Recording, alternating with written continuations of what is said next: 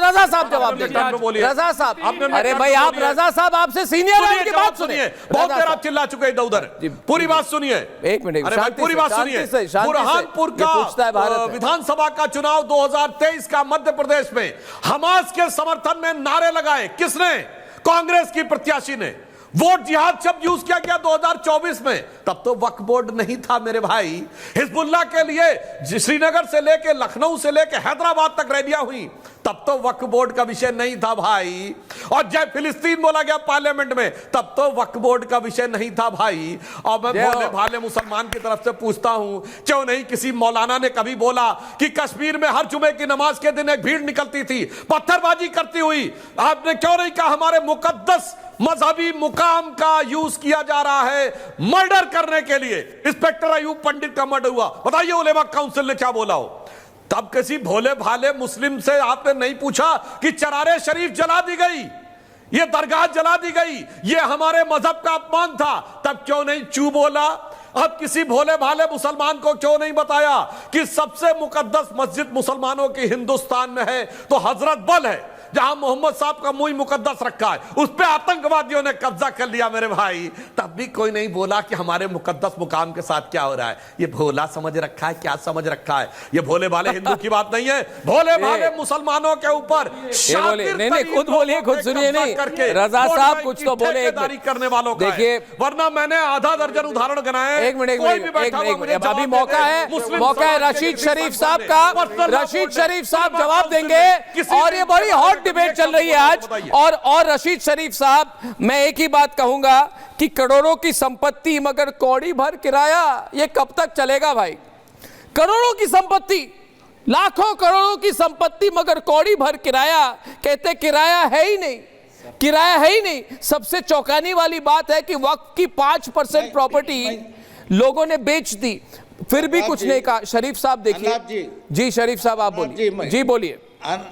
अनाब जी जी sir, मैं सदाशिव जी से एक बात पूछना चाहता हूं कि ये वक्फ बिल है सो, ये वक्फ प्रॉपर्टीज है सो, ये मुसलमानों से ताल्लुक़ है इसका। मैं सदाशिव जी से पूछना चाहता हूं, क्या कर रहे हैं तुम? पूछता है भारत पंडितों को क्यों नहीं लाए कश्मीर से? पूछता है भारत तुमसे क्यों नहीं लाए 11 साल में कश्मीरी पंडितों को? क्यों नहीं लाए? मुद्दे पर रहिए शरीफ साहब, मुद्दे पर रहिए, ये बिल पास हुआ, मुद्दे पर रहिए, एक्टिव हो गए तुम लोग, मुद्दे पर रहिए। नहीं, मैं ये बता रहा हूँ अर्नब जी, जब से ये बिल पास हुआ बीजेपी आरएसएस पूरे एक्टिव क्यों हो गए? क्यों मस्जिदों को घेराव कर रहे हैं, मस्जिदों के अतराफ फिर रहे, मदरसों को बंद कराने की चक्कर कर रहे, कब्रिस्तानों पे बुलडोजर चला रहे लोग, क्यों खामोश बैठे हुए? अरे पूछता है भारत तुमसे, कब तक हिंदू मुसलमान करते रहोगे? कहाँ पे चला है भारत? रिजवी साहब आप नहीं, शरीफ साहब पूछता है भारत, तथ्यों पे बात करें, तथ्यों पे बात करें, तथ्यों पर बुलडोजर चला रहे हैं आप, तथ्यों पर बुलडोजर चला रहे हैं। सच्चाई से बात करें, कैसी बात कर रहे हैं आप? मैं चैलेंज करता हूं रशीद साहब, मैं चैलेंज करता हूं आपको रशीद शरीफ साहब। एक मिनट रशीद शरीफ साहब, ये रशीद शरीफ साहब मेरी बात सुनिए, रशीद शरीफ साहब, शरीफ साहब मेरे ही प्रोग्राम का, मेरे ही एक मिनट सुधांशु जी, कुछ नहीं है जी सुधांशु जी पूछता है भारत, आपका प्रोग्राम है, मैं पूछता हूं हिंदू मुसलमान कब सुकून से रहेंगे देश में? मैं पूछता हूं। मैं देखिए शरीफ साहब, सुधांशु जी आपका जवाब देंगे, मगर दोस्तों ये पूछता है भारत है, मेरे ही प्रोग्राम में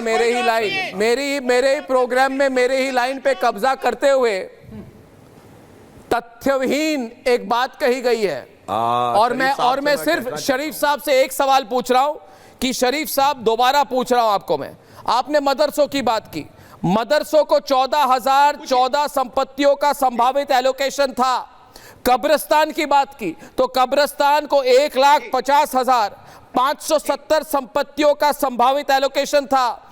तो मुझे बताइए वक्फ में कितने मस्जिद, कितने मदरसे, कितने कब्रिस्तान और कितने स्कूल बनाए? एक का नाम ले लें। पूछता है भारत, नाम लीजिए, नाम बताइए, ये चैलेंज है मेरा, नाम बताइए। क्यों नहीं किया? किसने रोका? गवर्नमेंट कैसे है? स्टेट गवर्नमेंट कैसे है? स्टेट गवर्नमेंट में ऐसा बहाना, बिजनेसमैन वो लोग जमीन बहाना, एयरपोर्ट, रेलवे स्टेशन, जितने भी जमीन है डिफेंस बहाना, पूरे खाए हुए लोग, बहाना। ये बहाना है, सुधांशु त्रिवेदी जवाब देंगे। ये बहाना है शरीफ साहब, सच्चाई तो मैं सामने ले आया हूं। सुधांशु शरीफ साहब बहुत जोश में बोल रहे थे, इन्होंने कहा मदरसे बंद करवा दिए। मैं भी चैलेंज करके कहता हूं, एक लीगली रजिस्टर्ड मदरसा बताइए जो बंद हुआ हो, एक लीगली रजिस्टर्ड मदरसा बताइए। चैलेंज करके पूछ रहा हूं, झूठ बोलते हैं सरासर। अरे इलीगल है तो बंद होगा भाई, इलीगल तो कोई स्कूल चलेगा तो बंद होगा, इलीगल गाड़ी होगी तो बंद होगा, इलीगल प्रॉपर्टी होगी तो बंद होगा। लीगली रजिस्टर्ड मदरसा बताइए जो बंद हुआ हो।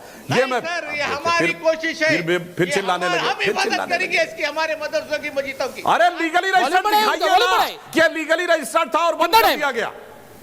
जवाब बताइए, लीगली रजिस्टर्ड था तो बंद कर दिया गया, बताइए। एक नहीं है आपके पास। लीगली रजिस्टर्ड कब्रिस्तान बताइए, एक नहीं है। और मैं मौलाना साहब आपसे पूरे अदब से पूछता हूं, इस्लाम में कब्रिस्तान का कॉन्सेप्ट है? नहीं है। पक्की कब्र का कॉन्सेप्ट ही नहीं है। कब्रिस्तान का कॉन्सेप्ट कहां से आया? रजा साहब, अंसार रजा कब्र का कॉन्सेप्ट अंसार रजा साहब जवाब देंगे। और इस बारे में अंसार रजा साहब जवाब देंगे, जवाब दे। जाकिर नाइक जैसे लोगों का वीडियो अवेलेबल है पूरे खबरस्तान और अरब से वॉल्यूम बढ़ाइए, वॉल्यूम बढ़ाइए। कब्र बनी नहीं सकती थी, पांच दिन रेत थी, पानी बहुत कम था। क्या बात करने लगते हैं साहब? अब आके कब्र और कब्रिस्तान और सारी बातें होने लगती हैं। फिर भी बताइए, रजिस्टर्ड एक कब्रिस्तान जो बंद हुआ हो, रजिस्टर्ड एक मदरसा जो बंद हुआ हो, रजिस्टर्ड एक इंस्टीट्यूशन जो बंद हुआ हो, यहां तक कि उल्टा है। आपने तो एएसआई वाली जो मस्जिद थी वो कब्जा कर ली थी, एएसआई की प्रॉपर्टी कब्जा कर ली थी। फिर आप कहते हैं तो कि आप हर जगह पब्लिक मीटिंग समझ लेते हो कि जैसे भाजपा की मीटिंग हो रही है, रजिस्टर्ड प्रॉपर्टी जो किसी ने छीनी हो। हाँ, अब इलीगल आप कब्जा करके रखेंगे तो फिर समस्या होगी। रजा साहब जवाब दे रहे हैं, रजा साहब। अब अरे सर, इनको चुप तो कराइए तब तो बोले आदमी। ये तो बीजेपी की मीटिंग समझ के बोले जा रहे हैं। वो कह रहे कब्रिस्तान का कॉन्सेप्ट नहीं इस्लाम में, ये कहां से लेकर के आ गए? हम नहीं। हाँ भैया, पक्की कब्रों का कॉन्सेप्ट कहां है बताइए? ऐसा थोड़ी होता है। जाकिर नाइक का वीडियो अवेलेबल है जो कहता है इस्लाम में कोई पक्की कब्र नहीं है। अरे छोड़ो ना जाकिर नाइक यार, वो जाकिर नाइक तुम्हारा रिश्तेदार है, हमारा थोड़ी है। क्योंकि रेगिस्तान में कब्र हो ही नहीं सकती थी भाई। मैं चैलेंज करके कहता हूं, स्कॉलर कैसे बनेगी? वहां तो पानी नहीं होता था कब्र बनाने के लिए। पक्की कब्र बनाने के लिए मिट्टी चाहिए, पानी चाहिए। अरे सर सुनो तो, अरे सुधांशु जी ऐसा नहीं है सर, इतने गुस्से में मत आया कीजिए। आप पढ़े लिखे आदमी है, प्रोफेसर है। अरे सर, पार्लियामेंट है। अरे क्या बात कर रहे हैं सर? मजार को भी हनाफी इस्लाम और सलाफी इस्लाम एंटी इस्लामिक मानता है। फतवे अवेलेबल है मजारों के अगेंस्ट में। क्या बात करते हैं सर? यहाँ बैठ के आप बोलने लगते हैं एक तरफा। अर्नब जी ऐसे थोड़ी डिबेट होती है। बोलिए रजा साहब, बोलिए। सुधांशु जी एक मिनट, सुधांशु जी एक मिनट, रजा साहब बोलिए, हो जाए खुलकर। मैं किसी को रोकने वाला नहीं हूं, मैं किसी को रोकता नहीं हूं, टोकता नहीं हूं। नहीं ऐसा नहीं है सर। हम अगर आपके ओहदे का या आपका एहतराम कर रहे हैं तो आप भी तो हमारी बात सुनिए। ऐसा नहीं है ना। अब सुनिए, आप बार बार एक बात कहते हैं कि इस्लाम, आप बात हो रही वक्त पे, आप हजरत बल चले गए, आप कहीं शरारे शरीफ चले गए और कोई दूसरा आदमी करे तो एंकर कहता है कि आप मुद्दे पे रहिए। अरे खाली मुद्दे पे हम ही रहेंगे, भाजपा का प्रवक्ता मुद्दे पे नहीं रहेगा। ये जो वक्फ बिल लाया गया है, मैं आपको एक लफ्ज में बता दूं कि ये वक्फ बिल जो लाया गया है इसका मुसलमानों से कोई लेना देना नहीं। सिर्फ मुंबई में जो अंबानी का शीश महल बना हुआ है उसको बचाने के लिए ये सारी कवायद हो रही है और कुछ नहीं है। जब सुप्रीम कोर्ट में से मुद्दा पास हो जाएगा तो फिर जब हम कहेंगे कि साहब अंबानी का मकान तो हमारी जमीन पे बनाएंगे, ये कहेंगे। तो सुप्रीम कोर्ट की बात कहां मानते हैं आप? ये वारिस पठान कहा सुप्रीम कोर्ट की बात मानते हैं? ये वारिस पठान मानते हैं सुप्रीम कोर्ट की बात?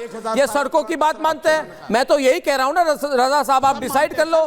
या नहीं, देखिए, देश या तो सड़क से चलेगी या सुप्रीम कोर्ट से चलेगी। ये 50 लोगों की भीड़ लेकर हर दिन तमाशा करने वाला वारिस पठान हर दिन 50 लोगों की भीड़ लेके निकल जाता है। हर दिन वारिस पठान 50 लोगों की भीड़ लेके देश को ब्लैकमेल करने की कोशिश करते हैं।